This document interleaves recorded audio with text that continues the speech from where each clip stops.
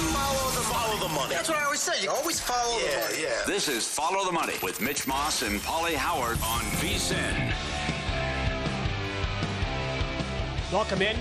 It is Follow the Money here on VSiN, the sports betting network. Mitch Moss along with Mike Palm. He's in for the vacationing Paulie Howard for the rest of the week.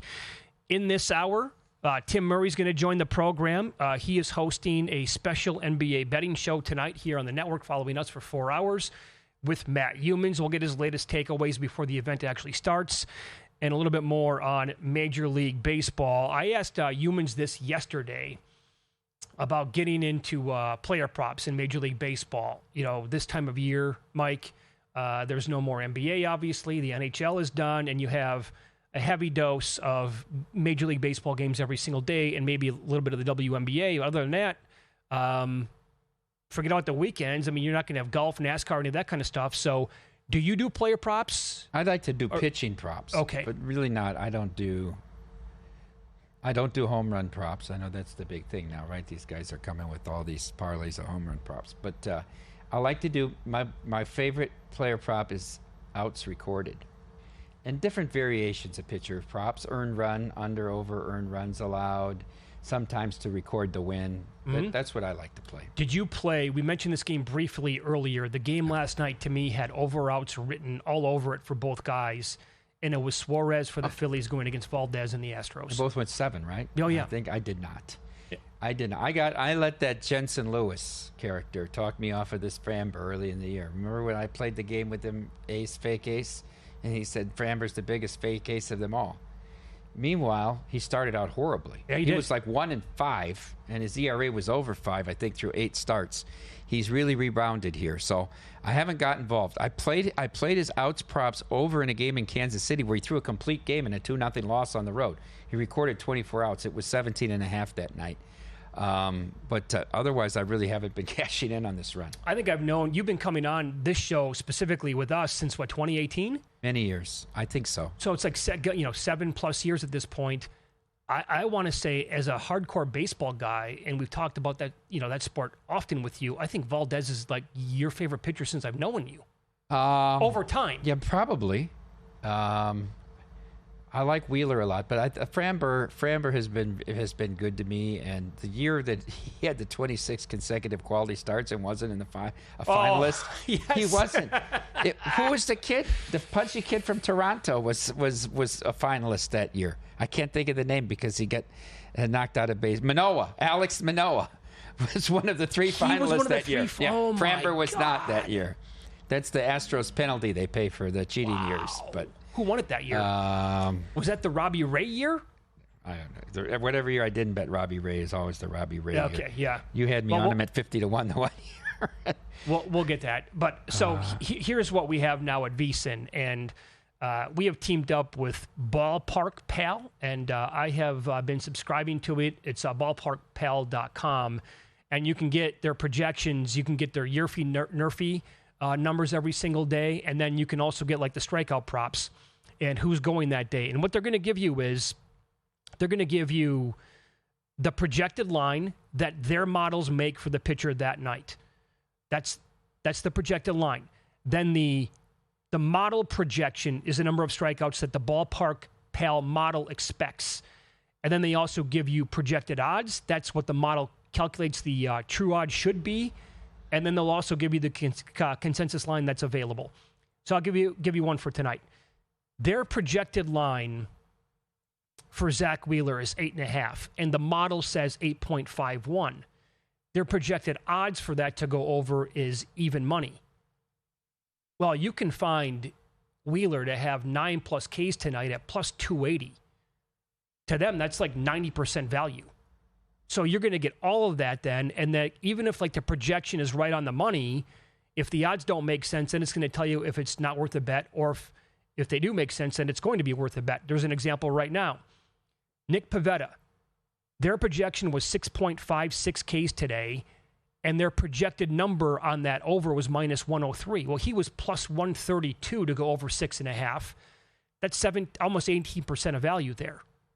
And he had 9 today at last check to go over. Yeah. And there's another one. Do you use a certain number over the posted number that triggers a bet? Is it 2 over, something like that? I will. So on their website, they will break down the exact number, their percentage of Ks that the guy's going to have on that day from 0 through 10 or 10 plus, right? Okay. And so if I'm looking to play an over, for example, and that number might be 6.5, and I don't know, in a perfect world, it might be plus money. But their projections say that the guy has got, and it'll be like in different colors, right? So like the heavy blue is like pretty strong. And some guys have been like 6.5 or maybe 7.5 with plus money to the over. And it'll be heavy blue with the number like 20+% to have 10 plus Ks. And then I add up like, well, that's 10 plus. What's the percent to land on 9, to land on 8, and to land on 7? And if it's like 62%, and I can get, I'm just throwing out numbers right now, and I can find plus money on that, of course I'm going to make that bet because they have pretty strong projections here. Do you ladder them when they have a big variance over the posted number? Yeah, I have. I have. Another one today that has been a good one. It's Kikuchi. The projected line was 7.5. Their model showed 7.35. Their projected odds over was plus 112. Well, books were offering plus 133. That's almost 10% of value.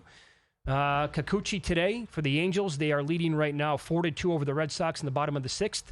92 pitches, 6 innings, 11 Ks.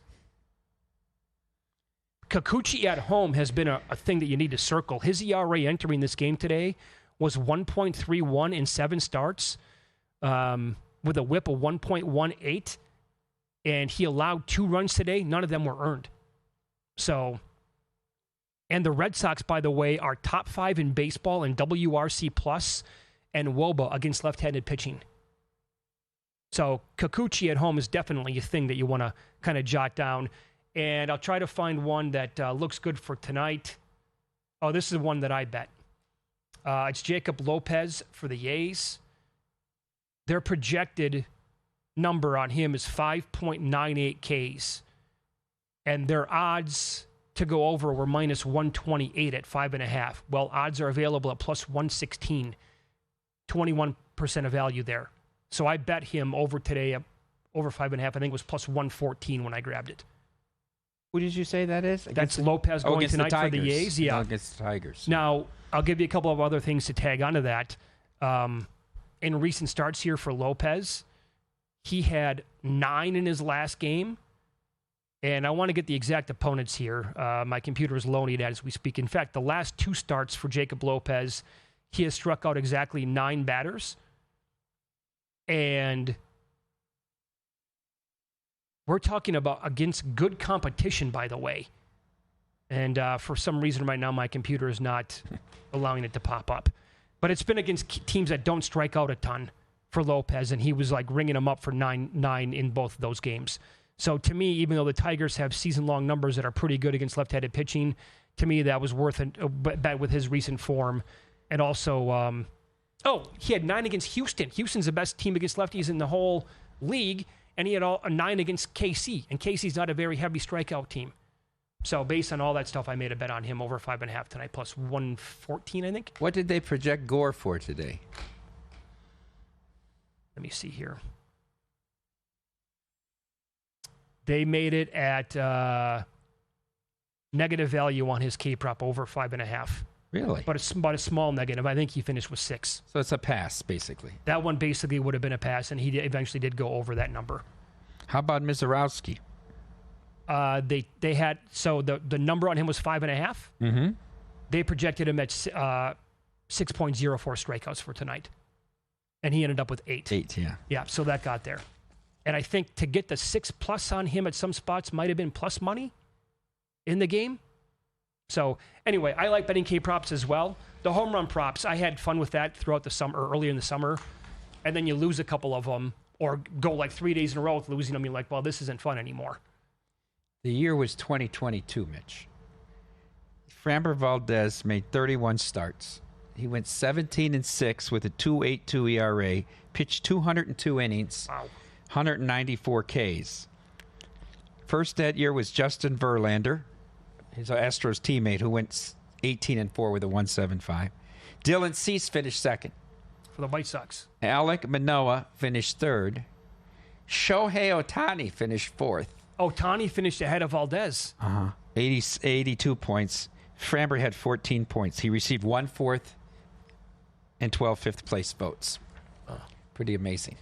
I forgot that Verlander actually had a better year that year. Yeah, he had a great year. A 1.75 ERA? Yeah, 18-4. Oh, man. Okay. Yep. All right. Bet smarter this football season, and VSiN Pro can help you start strong. Our new NFL betting guide comes out Tuesday, July 1st, and early access means a better shot at spotting value in futures markets before the lines move. I know Matt Humans was busy writing his column on the AFC West for the betting guide just this week. Crazy Bill 80, he's at it again. Look at this deal. Just $175, Mitch, for full VSiN Pro access from today all the way through the Super Bowl. You'll get a daily best bets email from all our experts and guests that Bill puts out every morning early. Real-time betting splits from both DraftKings and us here at Circa. Live and on-demand shows via the VSiN Watch app and full access to vsin.com. All those terrific articles, the tools, the analytics, and the pro systems. How do you do it? Go to vsin.com/subscribe and lock in our football special for just $175 all the way through Super Bowl. That's vsin.com/subscribe. I will tell you how some of the numbers have shifted in the NBA draft from this morning, in fact, until right now. And also, I want to expand on the baseball card for tonight because there is a guy who is going in this situation. You will not believe his numbers, and you think that he might be live to win the Cy Young Award this year. Find out who that is next here on VSiN.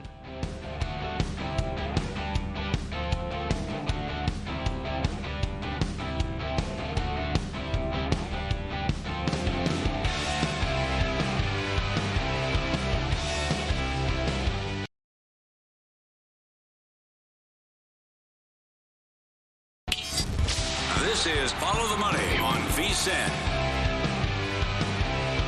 So there's a replay going on right now in Major League Baseball as the Padres lead the Nats by a score of 1-0, bottom of the eighth. Tatis just tried to steal second, and they called him safe, and they have now shown the replay like 6 times. I don't know. To me, he was out by a foot, and the guy he's looking right at him like this, safe. They're checking it out right now, but if he's actually going to, if they're going to allow this to stand, he'll be on second base with 1 out, and it looks like Sheets is at the plate right now for the Padres. Here's the call. Safe. I don't know what I'm missing. I honestly don't know.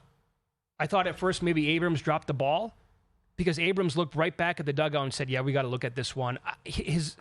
The one replay was so perfect, and I don't know how the umpire... And now they had all those replays that we just did, and they missed it. This is happening bang, bang during the break here. I'm trying to check it out here at the biggest sports book in the world. We have a pretty good vantage point, you know what I'm saying? And they still called him safe. Is he blocking the path? I don't think he was. Yeah. I don't think he was. There was a play, I think it was in the... Cleveland-Toronto game last night where like the throw on a steal took the shortstop right into the path where he was like laying in the base path. Oh boy. And tagged the runner out. Is he out? No challenge. No challenge. No nothing. challenge for obstruction or anything like that. We're good to go here. Nothing to see. Do you ever watch the KBO, the Korean? Pandemic. I gave it a shot. How about recently? I know. The replay is no. system is unbelievable. They have a microphone. The umpires go over. I'm telling you, it's 30 seconds or less. They come back. Boom. They've got every angle. They've got the technology. Really? Right away, they find the shot. There's a definitive call. In KBO, it's incredible but not here. in KBO. How good the replay is. But they're holding a microphone like they were a lounge singer, and then they make the announcement. Wow, it's amazing. Maybe they can embrace something like that here. Maybe we could look at what other people do well. Talk me off this bet for tonight. Okay. In baseball. We mentioned this briefly a little earlier, but for the new audience, let me give you some numbers here with Logan Webb. Right? On the road this year, he's made 8 starts. The ERA is 3.75. When he stays at home, which is where he's pitching tonight, in 8 starts on the year, the ERA is 1.35. So it's a full 2.5 runs better at home than on the road. His whip is 1. Ks per 9 are a little bit lower at home than they are on the road. But this is a guy who's only allowed 6 home runs on the entire year, 2 of those coming at home. In night games, his ERA is exactly 2 so far on the year. And this game is starting tonight at 9:45 p.m. Eastern Time on the East Coast, 6:45 at Oracle Park. But in 4 home starts at night, to break it down even more, it's 29 and 1/3 innings pitched with a 0.31 ERA. The hit rate, the hard hit rate is 20%. Like you're barely getting bats on the ball against this guy. The whip is sub 0.9, a 24% K rate, 5 straight starts of at least 6 innings pitched for him, and 8 out of 9. He went 7 innings in 6 of those starts, by the way, and he has pitched at least 6 innings in every home start but one, and has recorded 21 plus outs in 5 of them. His outs prop tonight is 20.5. Again, I looking back at this stuff over the last couple of years, I cannot recall one being that high. So he's got to go 7 strong to beat you tonight. Juice like at minus 125, but he's getting this Marlins offense, and he is absolutely elite at home. I kind of want to bet it. Can you talk me off the ledge? What are the number of average hits that he allows? Do you know that? Do you know that number? When he's at home at night? Yeah. His hits prop is 6.5. I'll try to find that right now. I guess it's higher because of the number of innings he's going to throw. Can I interest you in an under 1.5 earned runs plus 115? Plus 115. Under well, he 1.5 earned runs allowed. He can still go 7 strong and give up 2 runs, though. Yeah. He could. Yeah, that could could happen. Yeah. Or he could give up unearned runs. That's true. That's true. Von Tobel did this with Hunter Brown the other night. The Angels' first 5 team total was under 1.5, and you had to lay like 140. Or you could take Hunter Brown under 1.5 earned runs allowed, and it was plus 120. He took the Hunter Brown. He gave up 1 and 6, 1 earned and 6. So he cashed that ticket at a plus price instead of having to lay. But Okay. What do you see? Can you bet that? How many earned runs will he allow in the first 5? No, it's just per start. That's for the game. I find, yeah. All right, I will try to get you all those numbers here before it's too late on him allowing the hits overall. I did not write that one down today when I was looking, but I can grab that here as long as my computer cooperates. San Francisco Giants will not concede a run after 9 innings. A shutout prop. What is that Interested number? in that? Plus 460. Oh, man, I'd need a little bit more to bet a shutout, though. Okay. Right? I mean, don't you need, like, on any given night with who doesn't matter who's How pitching? about he'll allow 3 or less earned runs in 6 innings?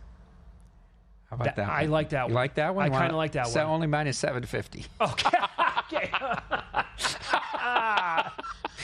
You got me good.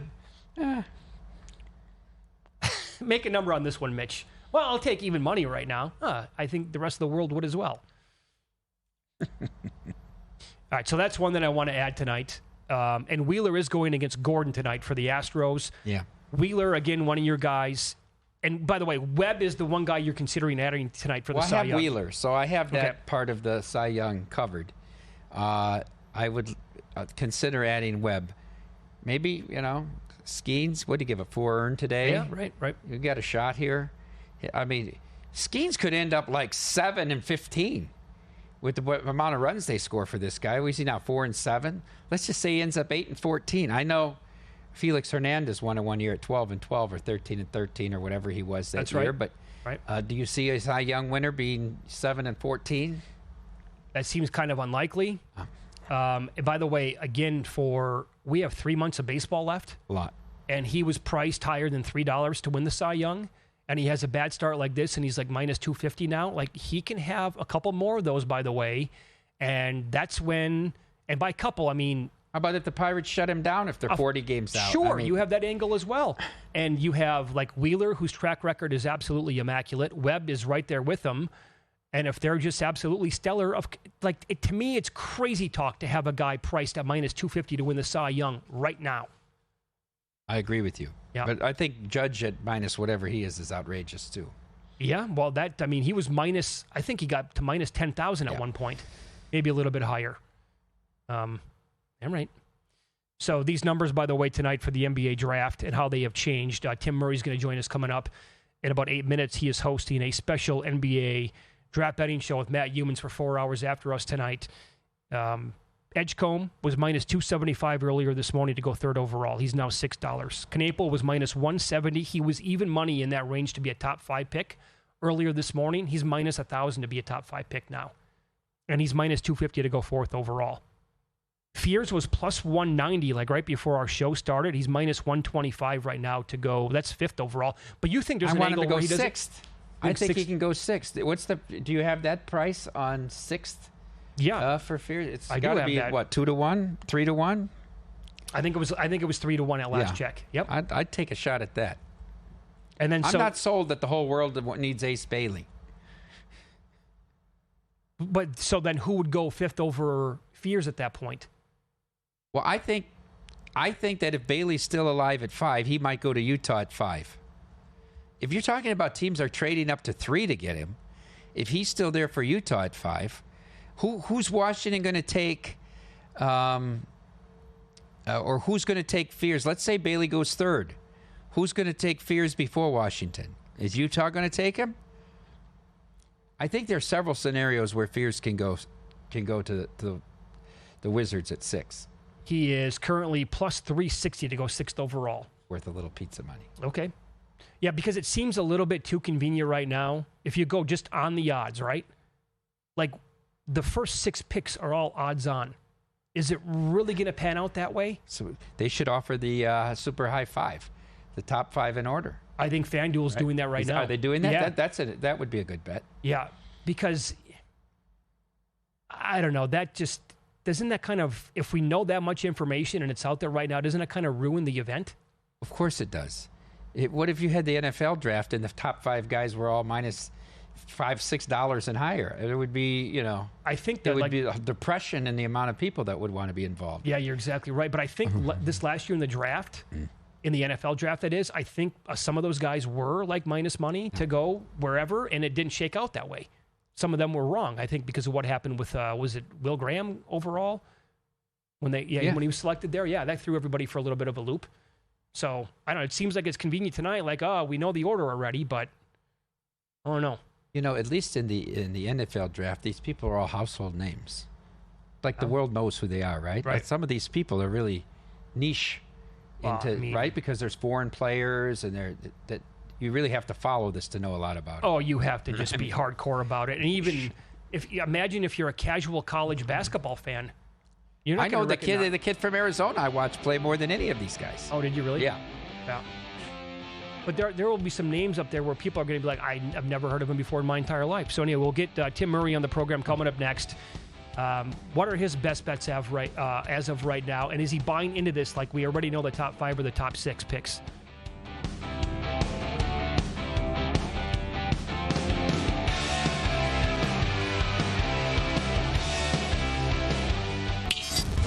This is Follow the Money on VSiN. Thanks for checking in here on NBA Draft Day. Following us, VSiN Primetime, Tim Murray, Matt Humans, and they're going to be doing a special NBA Draft betting show. They're on the air for 4 hours tonight, and Tim Murray joins the program now. Thanks, pal. Good to see you. How are you? I'm great. Yeah, fired up. Excited. Anytime we could have some sort of special programming in late June, I'm in. Yeah. Let's go. You sign up for that every single time. Yeah, right. So we were just talking about this. Does it seem like it's a little bit too convenient? Like the top 6 picks are all odds on right now. Yes, it does. Okay. And look, I've got a couple of bets. I do have Jeremiah Fears to go top 5. Last night it was plus 250, and now it's dropped all the way to odds on. So I am of while I have some bets in pocket, I am not convinced something wacky's not going to happen. And I just heard, I think it was Shams Charania who was kind of the assumption that something's going to happen tonight. When you look at specifically the Brooklyn Nets, I think they're the most fascinating team tonight. They have 5 first-round picks. No team in the history of the NBA has made 5 picks in the first round. So you would imagine they're going to make moves. Is it to move up to get an Ace Bailey? Could we see a Philadelphia? Mike, you brought this up off air. Could Philadelphia at 3 move back and acquire some sort of veteran presence? That could be an interesting spot too. So I agree. It does feel like here we are, an hour and a half away from the start of this thing, and everything is all buttoned up. It seems a little too easy, doesn't it? Is Philadelphia the first team you think has the possibility of making a trade. Yeah. It does seem like everything you hear, obviously Cooper Flagg's going to go 1 to Dallas, and then Dylan Harper, I haven't heard anything or even anyone question the thought that he's not going to be the selection for San Antonio. So, and the Spurs are not trading that pick. No. Not tonight. No. And we've heard, and you think back to the early part of the process when the lottery unfolded, during the playoffs, you thought, woo, maybe they could put together a package to go get a Giannis. That's obviously, as for now, doesn't seem like it's ultimately going to happen. So it does feel like it starts at 3, but then you look at the betting board, and VJ Edgecombe is minus 550 to be the 3rd overall pick. So it does feel like maybe it starts at 4, but then the more and more you read about it, Charlotte seems convinced, as of now, that they're going Cotton Knippel at 4. So I do think something's happening, and maybe it's at 5. Is it definitely going to be Jeremiah Fears? You read what Jonathan Givony over at ESPN wrote today about Danny Ainge's son now taking over, and they had a private workout with Jeremiah Fears, and that's going to be the guy there at 5. So yeah, it's pretty wild to see how everything is shifted from a betting standpoint now that Fears, once again, last night we were on the air. He was plus 250 to be a top 5 pick, and now he's a minus $1.25. Okay. So this is at FanDuel as we speak, the exact order, right? They are letting you bet the top 4 in order or the top 5. The top 4 right now, all the favorites, minus 350. But the top 5, Flag 1, Harper 2, Edgecombe 3, Kneppel 4, Fears 5 is minus 105. If it doesn't go that way, which pick is it going to be? I think it might be 5. I think Fears seems like that he's going to be the guy at 5. I do have a bet on him to be a top 5 pick, so essentially I was betting him to be the 5th overall pick.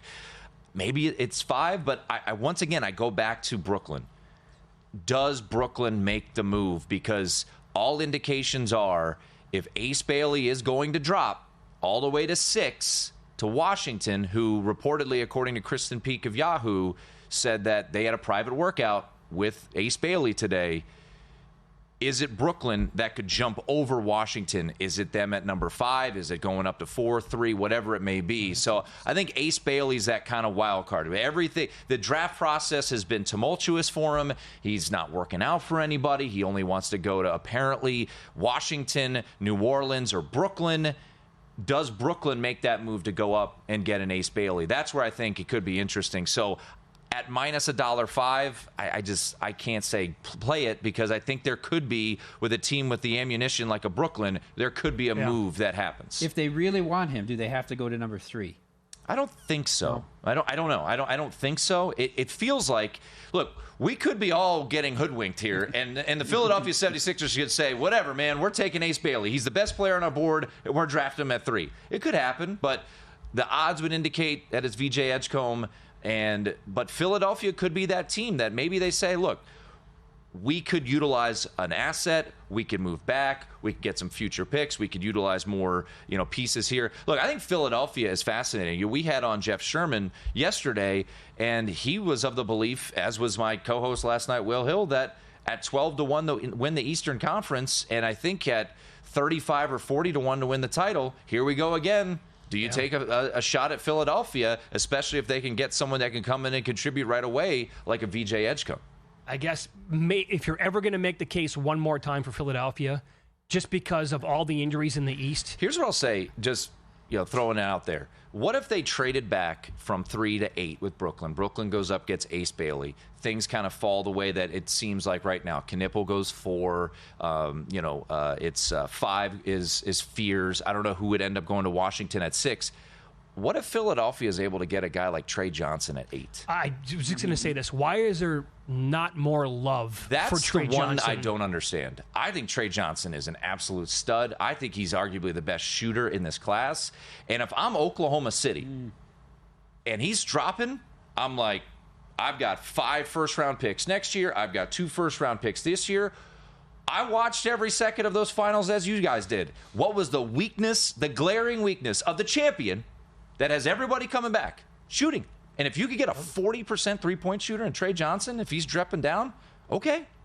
I'd just be curious. That's the one. And Givony, I think, on ESPN yesterday or 2 days ago kind of indicated they could sniff around. They could get aggressive. Maybe not aggressive to get into the top 8, but a team in Oklahoma City that has everyone under contract coming back next year, 2 first-round picks, a mid-second round this year, I believe 4 or 5 first-round picks next year.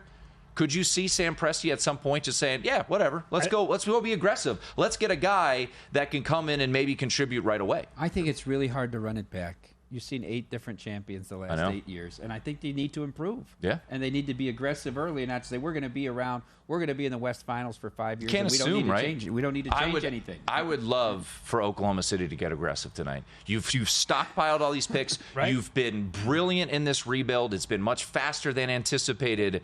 And now you've got this treasure trove. Utilize them, man. Go up and get someone that could come in right away. That would be pretty fascinating to me. And Johnson is like the perfect fit, I think. Wouldn't it be? Coming off the bench for that team, can go bombs away. You're exactly right. Like, that's what they needed. The one glaring weakness to the team, their outside shooting against the Pacers. So is there any other bet that you're looking at tonight? A top 10, a top 20? The one that is pretty fascinating to me, so the story that came out earlier this week was of the French kid Noah Essenguy. He left his team. He plays in the German league. He left his team in the middle of the playoffs to come to the States. He hasn't done any workouts with anybody because he was playing in the German league. He left his team in the middle of the playoffs to come over to the States. Everyone's freaking out. This was either yesterday or 2 days ago. And what happens immediately? Zoop, money comes in on the over. Boom, boom, boom, boom, boom. It's now minus $2 over 9.5 for this kid, Essenguy. Well, he lands in Toronto, has a private workout with the Toronto Raptors. And then yesterday, he's meeting with the media. And this was pretty interesting. And this is why I love betting the draft. And this is where I think things get kind of fascinating.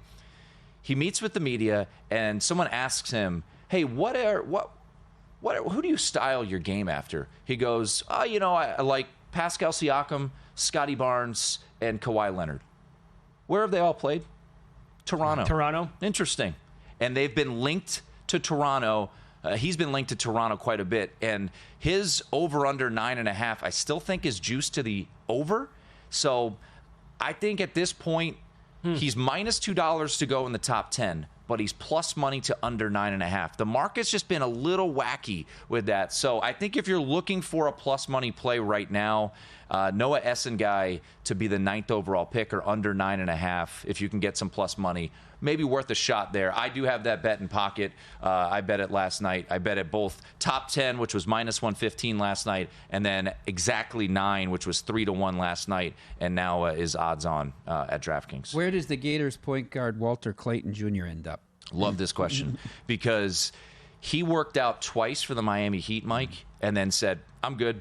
I'm not working out with anybody else.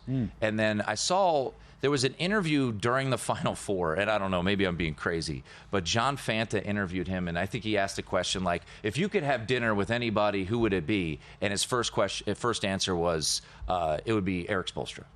Okay. So there's just a weird connection there. Sure. And once again, once you see these things where he works out with a team twice and then shuts it down, there might have been some sort of assurance there. So you've seen massive movement towards Walter Clayton Jr. in the top 20 market. And exactly to go number 20, I wish the juice was a little more worth the squeeze. I think it's like plus 125. But I think Walter Clayton Jr.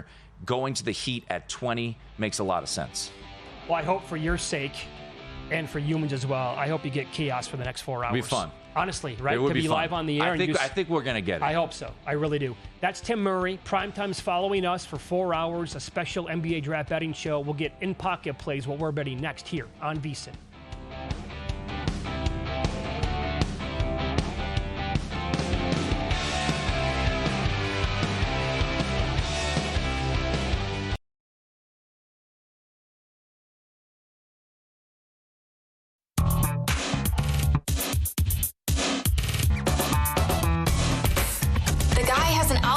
To determine the winner of any given college basketball game. Someone gives you 10,000 to 1 on anything. You take it. Take it. Take it. I'll bet you $20 I can get you gambling before the end of the day. No way. I'll give you 3-1 odds. Nope. 5-1. Nope. 10-1. You're on. Betting baseball can be a suicide mission sometimes. Yesterday, for example, I was making the case, and I was asking Matt Humans throughout the show, should we all bet Severino plus 1.5 runs against Skubal? Huge number, right? Skubal was laying more than $3. You can grab like plus 120 with the run. Severino's numbers on the year on the road were awesome, right? Sub-1 ERA. Scooble's velocity had been down like last 4 starts. Like, let's he kind of talked me out of it, didn't bet it. It's 2-0 A's. It's 4-2 A's. I'm like, my phone's blowing up. Did you bet them? I'm like, of course not. I wussed out on that one. They lost 7-4 or whatever the score was, right? And it would have been a losing bet. Yep. The bet I did make was the Braves. They're down 3-0. I gave up tracking the game. Like, Strider just doesn't have it tonight. Braves are getting nothing on offense whatsoever. And then my phone starts blowing up again. Hey, you're in pretty good shape now. They came roaring back and they won the game. Minus 130 on the Braves last night. Happened to be a winner. 11-4. The A's lost to the 11-4 was the score. Okay. So I got bailed out a little bit yesterday because I added the Braves game late, and I was thinking about betting the A's all day long and didn't do it. On Monday when I was here with Humans, he hemmed and hawed about betting the Reds against the Yankees because of this Winans kid that was starting. He went back and did the research. He went back and looked at his 8 starts with the Braves in 2022 and 23 and made this case for playing the Reds against him. And I don't think he ended up doing it. Of course, the Reds have won both those games. But. Yeah, that's right. That's right. So the bet that I'm on for tonight, the game's underway, but I did mention this earlier in the show today. He's going right now. It's Jacob Lopez for the A's. Opposing starters are on a 21-5 overrun with their K-prop against Detroit.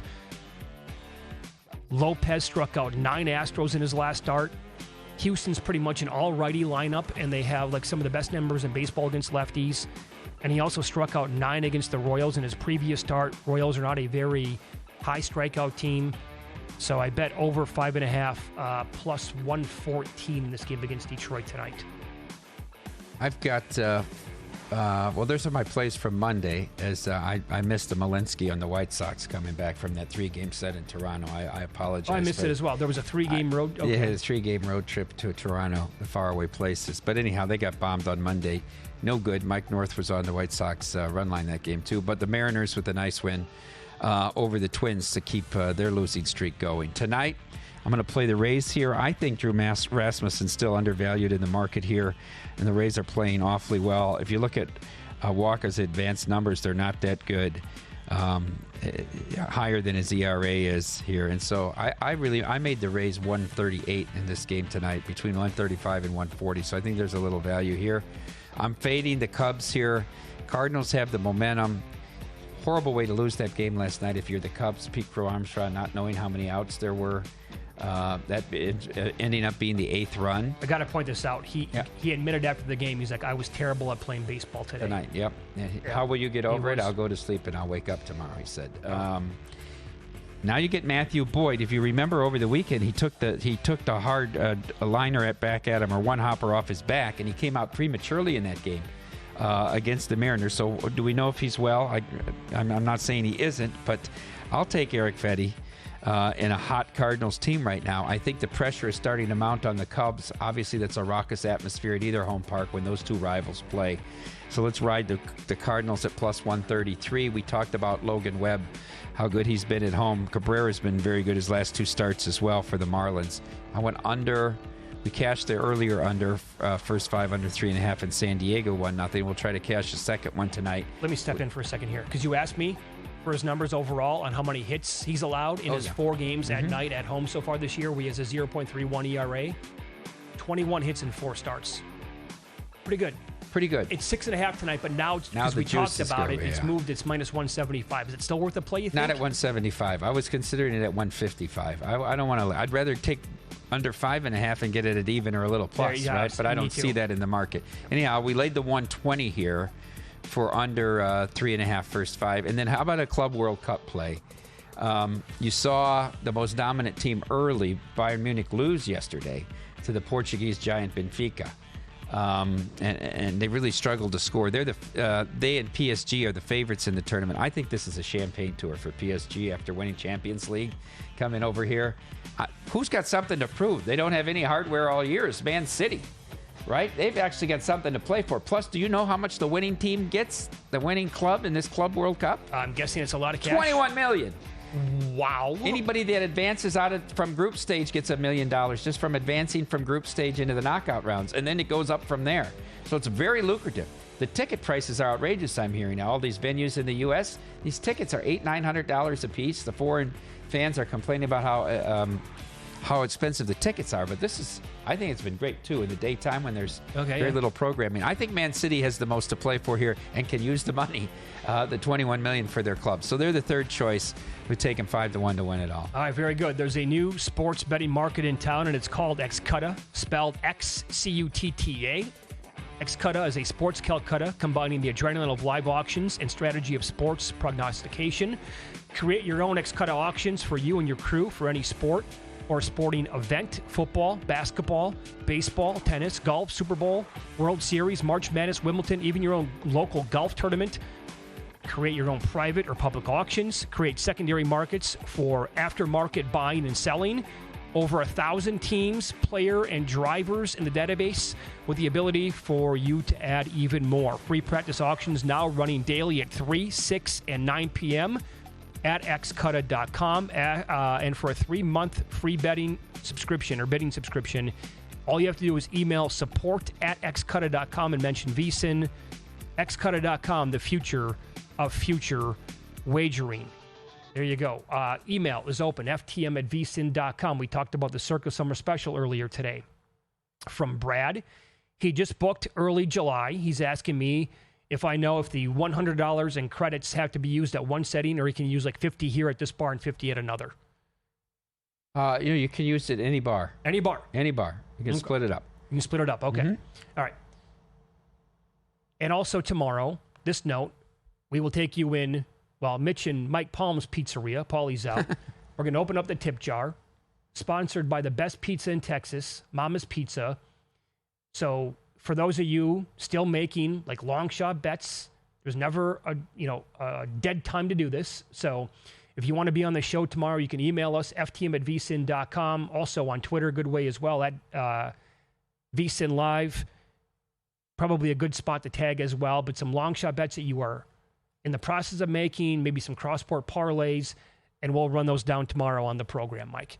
Awesome. Yeah, it's a lot of fun. Yeah. A lot of people were extremely live to either cross-sport parlays with Oklahoma City to win the title or for Indiana just to win it on their own. No parlay, straight bet there. I know you weren't here. You were still in San Diego, but the amount of money we took on Indiana on Sunday was incredible. That game went from being like a $400K swing for us because of the future markets to being a $1.5 million swing at 7.5 and 7. Is that right? Oh, nothing but Pacers money all day Sunday.